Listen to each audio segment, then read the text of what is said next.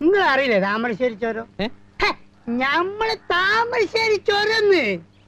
ഒരിക്കൽ ആ ചോര ഇറങ്ങുമ്പോ ഇതിന്റെ ബ്രേക്ക് അങ്ങോട്ട് പോയി.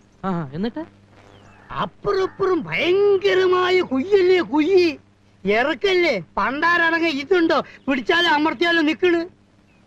കട്ടിക്കും മണി വ്യത്യാസത്തിന് സ്റ്റിയറിംഗ് ഒന്ന് അങ്ങോട്ടോ ഒന്ന് ഇങ്ങോട്ടോ മാറിയാ മതി, ഞമ്മള് ഇഞ്ചിന് തവിട് കൂടി വിട്ടില്ല.